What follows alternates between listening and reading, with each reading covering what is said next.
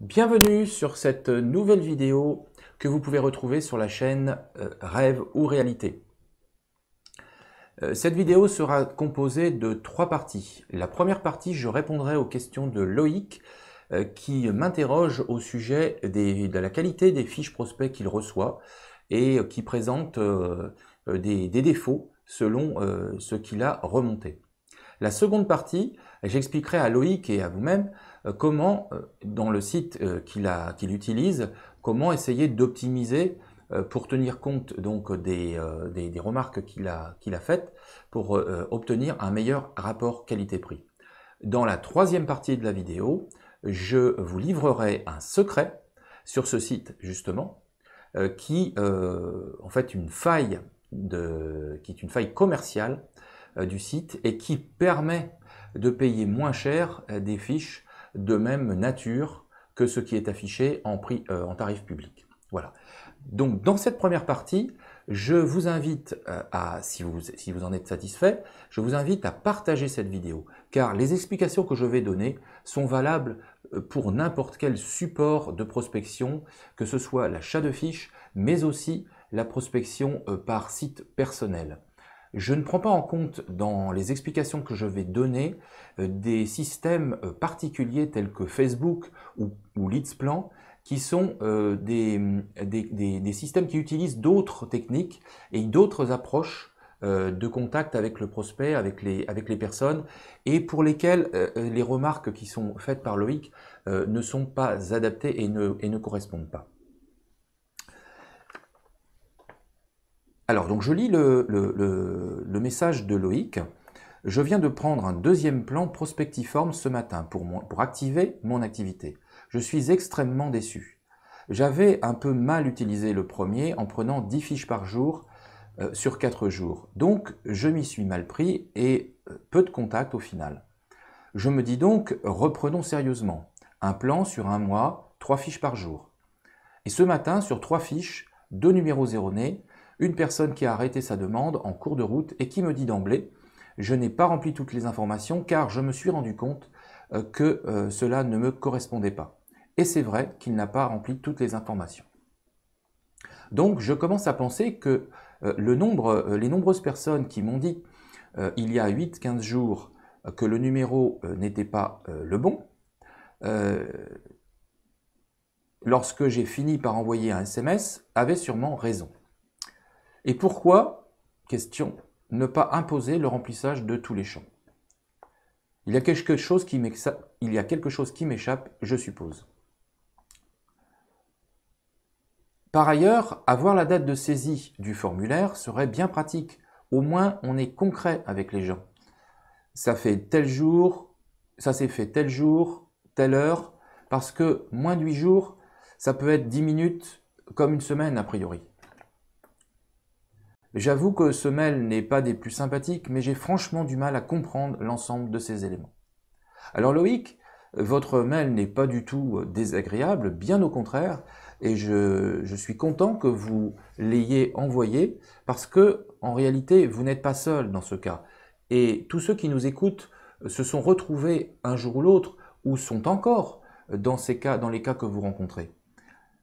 Ce n'est pas simplement cette plateforme qui est concernée, c'est l'ensemble des prestataires, l'ensemble du système, parce que ça ne vient pas du prestataire, mais ça vient des personnes. Je vais reprendre les 2 ou 3 questions que vous avez posées et essayer de vous expliquer pourquoi ce site a choisi donc de procéder de cette façon. Donc, 2 numéros erronés. Alors, pourquoi y a-t-il tant de numéros erronés? Tout simplement parce que, justement, et c'est l'objet de votre deuxième question, ces sites obligent à remplir un numéro de téléphone. Tous les sites, tous les prestataires, quels qu'ils soient, obligent à minima, en général, 5 champs. Nom, prénom, email, numéro de téléphone et code postal ou ville, enfin voilà, à minima. Tous les autres renseignements sont facultatifs. Donc, cela veut dire que la personne qui a arrêté en cours de route a pensé, il a fait erreur à penser que donc sa demande ne serait pas effective, et en fait, elle l'était. On va voir pourquoi tout à l'heure. Donc, ça veut dire que les personnes qui, de plus en plus, ne souhaitent plus communiquer leur numéro de téléphone parce qu'elles ne veulent pas être harcelées, elles ne veulent pas un premier contact sans avoir une information. Mettez-vous à leur place. Peut-être avez-vous été en lieu et place de ces personnes au moment où vous êtes arrivé sur un site avec peu d'informations. Donc, ces personnes, si on les oblige à remplir une information, vont mettre n'importe quelle information. Ça, c'est le premier groupe de personnes qui vont conduire à des numéros erronés. Le deuxième groupe de personnes qui conduisent à des numéros erronés, ce sont les personnes simplement qui se trompent, qui font une faute de frappe, qui font une dyslexie, et il y en a beaucoup, notamment avec l'usage grandissant des smartphones, que l'on utilise en toutes circonstances, dans des conditions parfois inadaptées, et qui conduisent inévitablement à des fautes de frappe sur les touches du clavier virtuel. Donc ça, c'est pour les numéros erronés.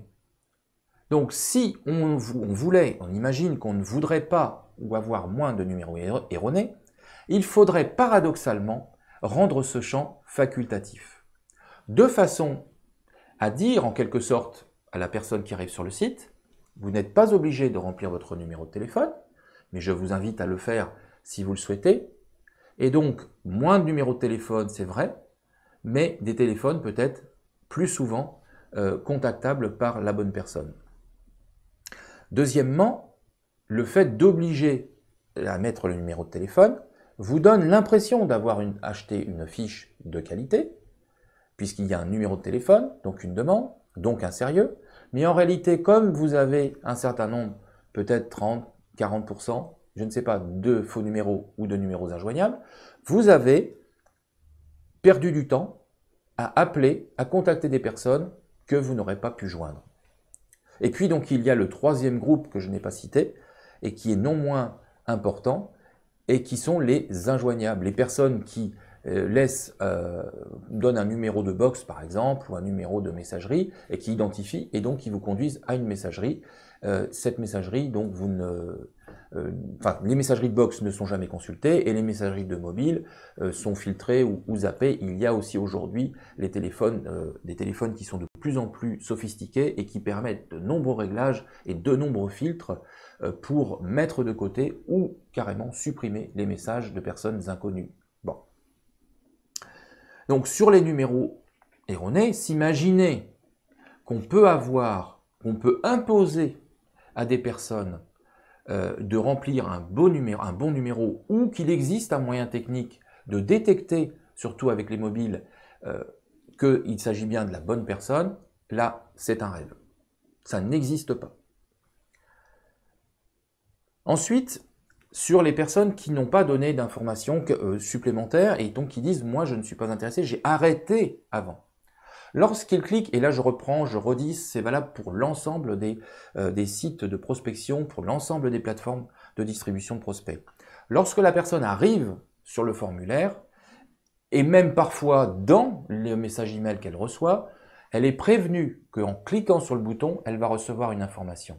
Elle est prévenue en général par une case à cocher, par un message bien précis sur le formulaire, au-dessus ou au-dessus du bouton, que en cliquant sur l'action de valider, elle va recevoir une information ou être, dans certains cas, contactée par téléphone. Très souvent, la majorité des sites de capture de prospects sont faits de telle sorte que le bouton n'est pas simplement un bouton envoyer ou un bouton valider, mais plutôt un bouton j'accepte de recevoir l'information, envoyez-moi l'information, je valide ma demande. Ce sont donc des messages clairs, des phrases claires qui suivent en plus un titre en gros, recevoir une information gratuite, demander une information gratuite. À aucun moment, ces sites, quels qu'ils soient, ne vont écrire « Entrez dans notre site pour voir l'information ». Valider, ok. Je pense, à ma connaissance, je n'en ai jamais vu. Et c'est pour une raison bien simple, c'est que ça n'est pas l'intérêt du tout du prestataire de mettre en défaut, ou en tout cas de prendre le prospect pour pour un imbécile, et de conduire une personne à rentrer dans un site ou à faire penser qu'elle va rentrer dans un site alors que ce n'est pas le cas, sachant que cette personne va vous être livrée et que c'est vous qui allez avoir le problème et vous allez remonter l'information. Donc au final, le prestataire perdrait tous ses clients. Il n'a aucun intérêt à le faire. Le problème, encore une fois, c'est le prospect. Le prospect se dit « je ne suis pas sur un site parce qu'il ne l'a pas lu, je ne suis pas sur un site qui va me demander ou un formulaire qui va me demander des informations pour m'envoyer une information pour m'appeler, je suis sur un site où je vais pouvoir me connecter, m'inscrire, type enregistrer votre CV d'emploi, Le Bon Coin, etc. Donc je valide parce qu'il faut valider, mais moi je rentre dans le site et je vais bien voir ce qu'on me donne. Alors pour cette personne-là, si on se met à sa place avec son raisonnement, en effet, il rentre dans le site, il a donné, mais ça n'a pas d'importance puisqu'il a pu aussi donner un faux numéro, une fausse adresse email. Donc, il rentre dans le site et il considère que les questions qu'il voit des formulaires suivants ou l'information qu'il voit ne l'intéresse pas. Il ferme sa fenêtre et pour lui, il n'a pas été au bout du processus donc d'information des formulaires. Mais le prestataire, lui, il a vendu une certaine prestation à son client, donc l'indépendant, c'est-à-dire vous. Il a vendu un nom, un prénom, une adresse email, un numéro de téléphone, une ville, etc. avec d'autres renseignements facultatifs. Il ne sait pas détecter que lorsque le prospect va valider sa demande, cela signifie « je valide ma demande, je suis intéressé quoi qu'il arrive », quelles que soient les questions complémentaires, ou cela veut dire « moi, pour l'instant, j'attends de voir avant de valider ». C'est impossible. Donc, s'imaginer, comme vous le proposez Loïc, d'obliger les personnes à remplir tous les champs, cela conduirait soit, dans le premier cas que nous avons évoqué sur le numéro de téléphone, à avoir une multitude de faux renseignements, ou soit, dans le cas où on imagine, on reprend la personne qui est dans son contexte extérieur d'utilisation en smartphone, et qui voit toutes ces questions où à chaque fois qu'il tente d'aller plus loin, on lui rappelle, on lui dit en rouge, non remplir, voire même des champs de texte libre, c'est-à-dire où il doit s'exprimer en tapant sur le clavier sa motivation, mais il est certain que la plupart des gens vont ou écrire n'importe quoi, mais dans les 3/4 du temps, vont refermer la fenêtre et vont dire « ça ne m'intéresse pas ». Donc, si l'on prend ce principe d'obligation, la fiche ne sera pas bonne, donc elle ne sera pas livrable, et automatiquement, le coût de prospection du prestataire va monter vis-à-vis de ses éditeurs qui, lui, auront bien conduit une personne à aller voir son site. Donc pour eux, ce n'est pas leur problème. Les éditeurs, ils ne sont pas en cause de la personne. Ils ont bien conduit une personne sur un sujet donné à avoir une curiosité ou un intérêt pour un sujet donné et en plus ont bien rempli une information de 5 champs. Donc, cet éditeur va forcément facturer le prestataire qui ne pourra pas revendre cette fiche et donc c'est ce qu'on appelle vulgairement le déchet et automatiquement le prestataire va reporter le coût qu'il a subi sur son client, c'est-à-dire vous. Vous allez avoir donc les mêmes personnes avec de fausses informations et avec une fiche qui coûtera 2-3 fois plus cher. Ça ne présente aucun intérêt. Bien. Ensuite, Loïc nous dit, donc, je commence, alors c'était oui, par rapport aux faux numéros, aux personnes qui donc avaient dit que elles avaient un faux numéro. On l'a vu tout à l'heure, hein, les faux numéros, c'est pas forcément que des personnes, enfin les personnes qui vous ont dit que le numéro était pas bon, ça peut être une erreur, etc. Donc vous faites bien et vous avez raison de continuer à envoyer un SMS. Mais, et là on va répondre à cette petite question, je vais vous donner un petit conseil, parce que j'ai l'impression que là, vous stoppez votre script, c'est-à-dire que on vous renvoie, puisqu'apparemment, d'après ce que je lis, on vous répond au SMS que vous envoyez, on vous répond que c'est pas le bon numéro. Donc apparemment, vous avez une réponse de la personne, même pas bonne, mais vous avez une réponse. Et je pense que là, vous stoppez en fait votre prospection et vous dites, vous classez la fiche prospect ou vous archivez la fiche prospect, je suppose, d'après ce que vous indiquez.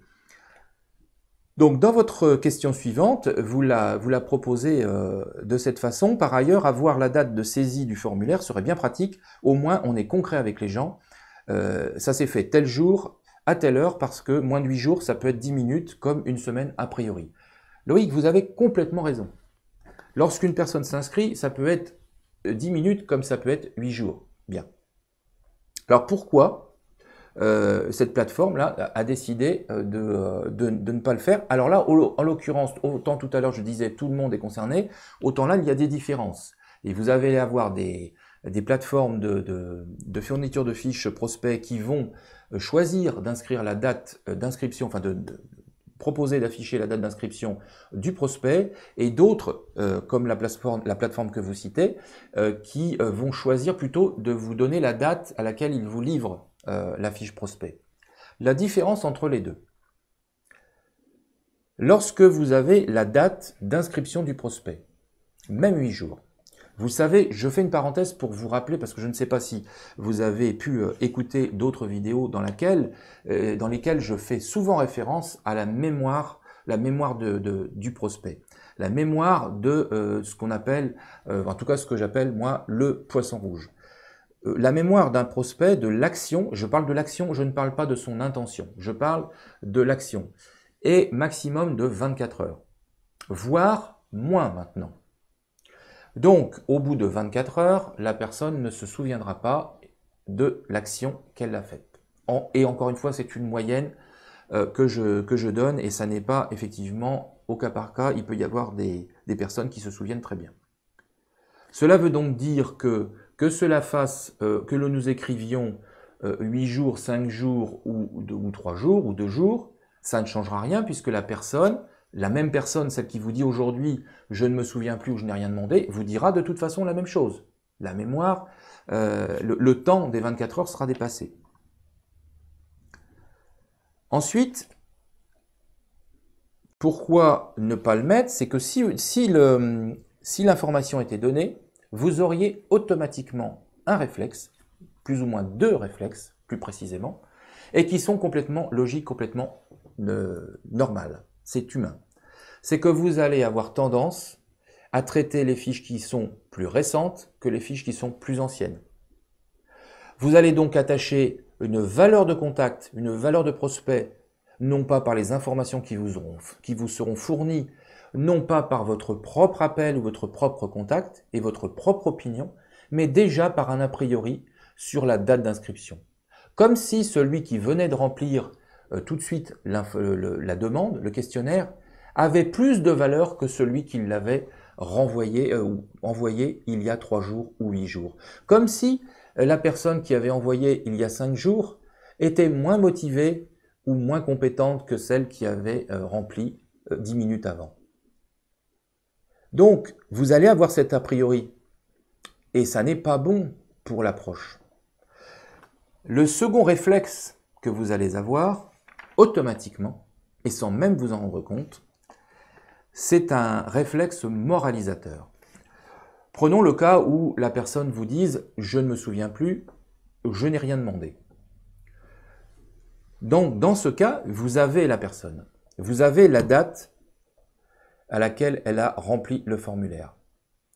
Et vous allez lui dire « si madame, oui monsieur, vous avez rempli à telle heure, cette demande a été faite tel jour, sur tel site de surcroît.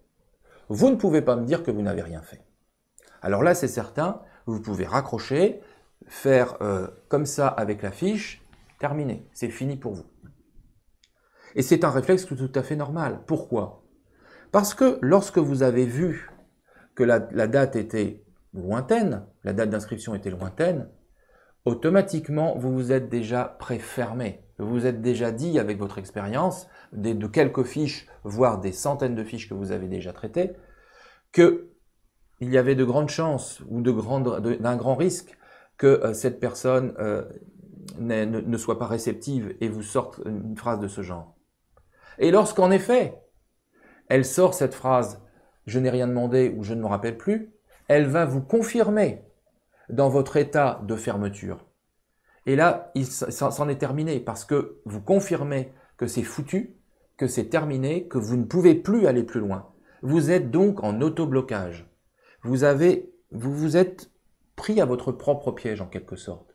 Parce que nous, je veux dire la personne, le prestataire qui vous a donné ce contact, ce prospect, vous aura mis dans cette situation. Et vous aurez beau dire, moi je ne m'en occupe pas, c'est pas vrai. Je ne connais personne aujourd'hui qui puisse dire sincèrement, sur 1000 fiches que je traite, je suis capable, vous pouvez me mettre toutes les informations et ça ne me fera aucun effet, je traiterai tout le monde de la même façon.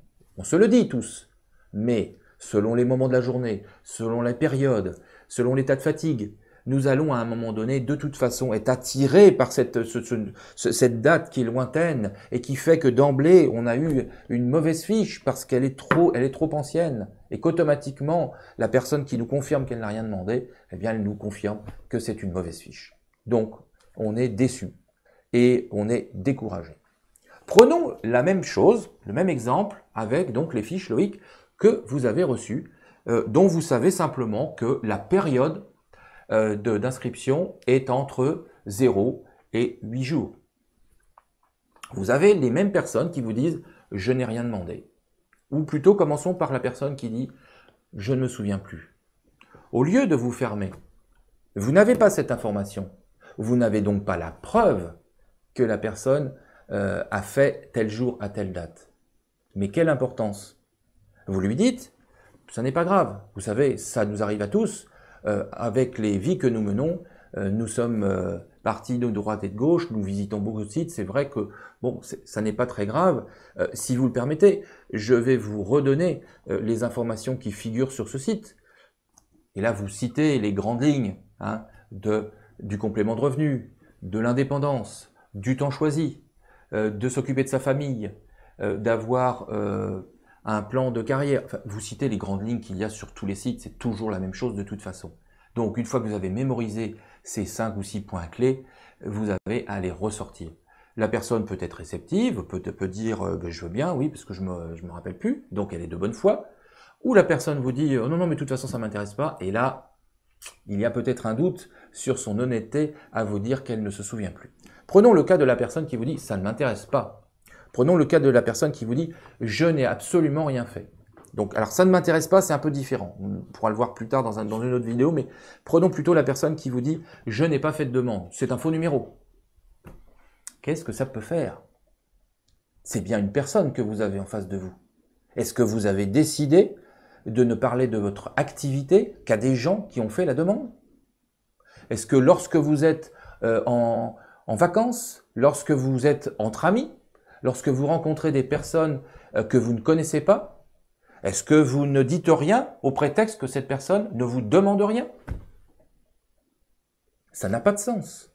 Vous avez une personne au bout du fil, profitez-en.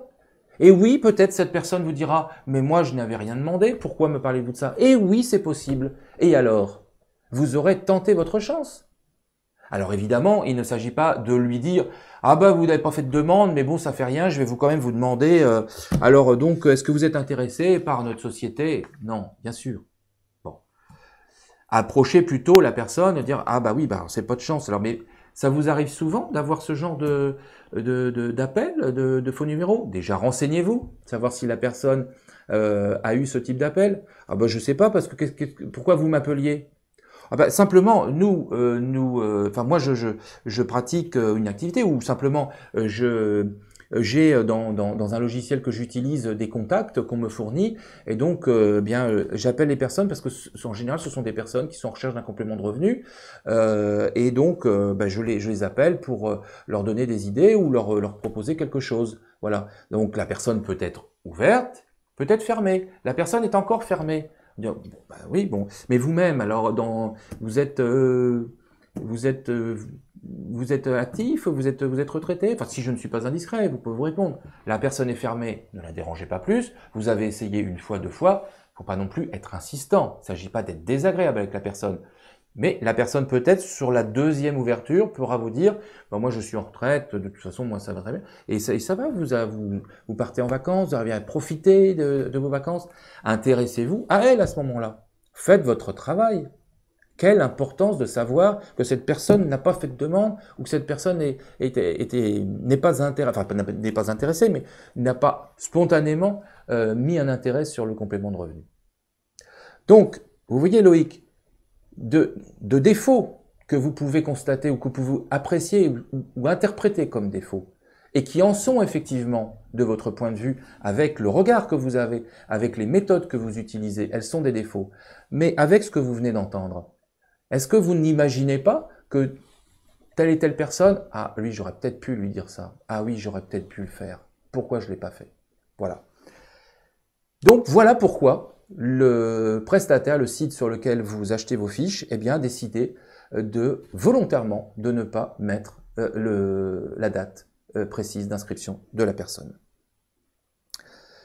Donc voilà, encore une fois, donc je pense que, j'espère en tout cas que j'ai répondu à vos questions.